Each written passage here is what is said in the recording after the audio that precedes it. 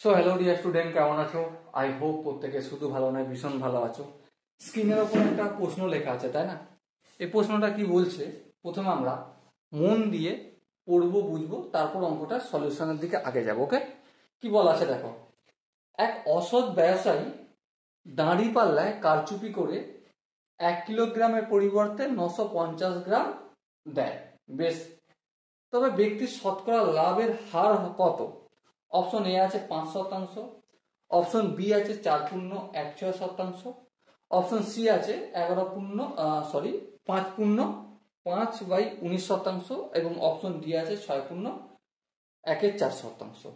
So কোন অপশনটা ঠিক হবে? তো চলো, আমরা 1 কিলোগ্রাম মানে কি জানি? 1 কিলোগ্রাম মানে জানি আমরা 1000 গ্রাম। ওকে, 1 কিলোগ্রাম মানে 1000 গ্রাম। সাপোজ মনে করো 1 কিলোগ্রাম মাল বিক্রি করলে, ঠিক আছে, প্রফিট হয় আমাদের ডিরেক্ট এক্স টাকা। এক্স টাকা বিক্রি করে, এক্স টাকায় বিক্রি করে, মানে সেলিং প্রাইস হচ্ছে এক্স টাকা। ওকে, নো প্রবলেম। এবার বলো, যখন ওই ধুরন্ধর ব্যক্তি, অসৎ ব্যবসায়ী যখন মাল বিক্রি করছে, কাস্টমারকে দেখাচ্ছে 1 কেজি দিচ্ছে, কত টাকায়? এক্স টাকায়। কিন্তু সত্যি কথা বলো যে সে কি আদৌ 1 কেজি দিচ্ছে? না, 950 গ্রাম মাল বিক্রি করছে। কত টাকায়? 950 গ্রাম মালের সেলিং প্রাইস হচ্ছে আমার এক্স টাকা। ওকে, তাহলে 1 গ্রাম মাল দিচ্ছে, তার সেলিং প্রাইস কত? বিক্রয় মূল্য এক্স বাই 950 টাকা। এবার এখান থেকে একটা কথা বলো, তার কাছে তো 950 তো দূরে, তার কাছে তো 1000 গ্রাম আছে। হ্যাঁ ঠিক, তাহলে 1000 গ্রাম মালটা যখন সেই ব্যক্তিটা, অসৎ যে ব্যবসায়ী রয়েছে, সে বিক্রি করছে, তখন তার সেলিং মূল্য কত হবে? 1 গ্রামের যত, তার 1000 গ্রাম বেশি, 1000 গুণ বেশি। এক্স বাই 950 ইন্টু 1000 টাকা। এবার অনেকের হয়তো ডাউট থাকবে, দাদা তুমি এটা কি করে করলে? হ্যাঁ ঠিক, কি করে করলাম, চলো একটু বোঝানোর চেষ্টা করি, তুমিও চেষ্টা করো বোঝার। ওকে, আমরা কি ধরে নিয়েছি? 1 কেজি মাল বিক্রি করছে এক্স টাকায়। 1 কেজি মাল মানে 1000 গ্রাম মাল বিক্রি করছে এক্স টাকা। কিন্তু এটা শুধুমাত্র কাস্টমারের চোখে। কার চোখে? কাস্টমার। কিন্তু প্রকৃতপক্ষে কি ঘটনা ঘটছে? 950 গ্রাম মাল বিক্রি করছে, যার সেলিং মূল্য এক্স টাকা হচ্ছে। হ্যাঁ ঠিক, তাহলে 1 গ্রামের কত? এটা। আর 1000 গ্রামের সেলিং মূল্য কত? এটা। এবার দেখো একটু যদি ক্যালকুলেশন করে, এই শূন্য কাটবে, 5 19 95, 5 20 100। সো আলটিমেট আনসার কত হবে? 20x/19 টাকা।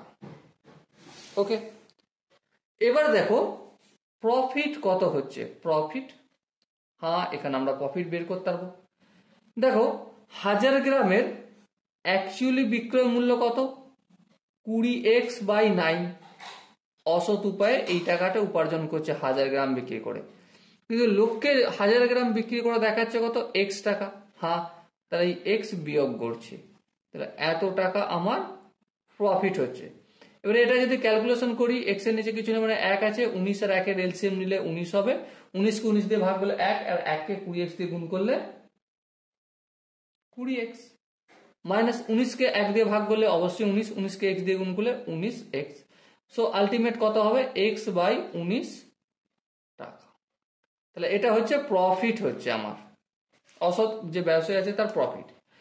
প্রফিট এটা নিউমেরিক্যাল ভ্যালু। হ্যাঁ ঠিক, এটাকে যদি আমরা ভগ্নাংশে নিয়ে যাই তাহলে কি হবে? এভাবে একটা ডিভাইডের চিহ্ন দেবো। হ্যাঁ ঠিক, ডিভাইডের চিহ্ন দিলাম। উপরে কোনটা লিখবো? প্রফিটটা লিখবো 19/x/19। আর নিচে কি লিখবো? নিচে যার সাথে তুলনা করা হবে। কার সাথে তুলনা করা হচ্ছে এখানে? অবভিয়াসলি এক্স এর সাথে, তাই না? এই এক্সটা হবে কারণ 1000 গ্রাম বিক্রয় মূল্য এক্স, তাহলে অ্যাকচুয়ালি কিন্তু এর সাথে তুলনা করা হচ্ছে, তাহলে এই এক্সটা নিচে লিখলাম। আর একটু যদি ক্যালকুলেশন করি এক্স বাই 19 ইন্টু এটা ডিভাইড চিহ্ন ছিল, এটা আমি ইন্টু চিহ্ন করলাম, এক্স এর নিচে কিছু না মানে 1 আছে, এটা উল্টে দেবো 1/x হয়ে যাবে, তাহলে এই এক্স কেটে গেল 1/19 হলো। এবার বলো এটা কিসের প্রফিট পেলাম? ভগ্নাংশে প্রফিট হলো। কিসে প্রফিট? ভগ্নাংশে প্রফিট। এটাকে যদি আমি পার্সেন্টেজে কনভার্ট করি কিভাবে করব? 1/19 এর সাথে কিছু নেই মানে 1 গুণ আছে, 1 গুণ মানে কি 100/100। এবারে দেখো 100/19 লিখলাম, আর এই 100টার পরিবর্তে আমি পার্সেন্টেজ চিহ্ন দিলাম। এবার তোমার হয়তো মনে ডাউট থাকবে দাদা তুমি কি করে দিয়ে দিলে? ভাই সিম্পল সে বাত है। দেখো ধরো তুমি স্কুলে গিয়েছো 42% নাম্বার পেয়েছো। কত পেয়েছো? 42% নাম্বার পেয়েছো।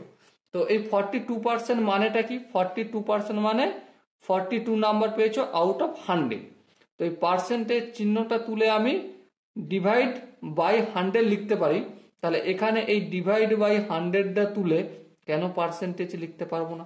অবভিয়াসলি লিখতে পারবো, কোনো অসুবিধা নেই। এবার এটা কি আমরা একটু যদি পূর্ণ মানে করে নিই, ভাগটা করে 5 19 95, 5 পূর্ণ 5/19 পার্সেন্টেজ প্রফিট হবে। ওকে, সো ডিয়ার স্টুডেন্ট, এখানে যে 4টা অপশন আছে তার মধ্যে কোন অপশনটা ঠিক? Obviously option C is the right answer. Okay, I hope প্রত্যেকে এই কোশ্চেনের যে কনসেপ্ট মূল সেটা বুঝতে পেরেছো। যদি কারো বুঝতে অসুবিধা থাকে তো অবশ্যই কমেন্টে জানাও। দেখা হচ্ছে নেক্সট ভিডিওতে, ততক্ষণ পর্যন্ত ভালো থেকো, সুস্থ থেকো এবং জয় হিন্দ।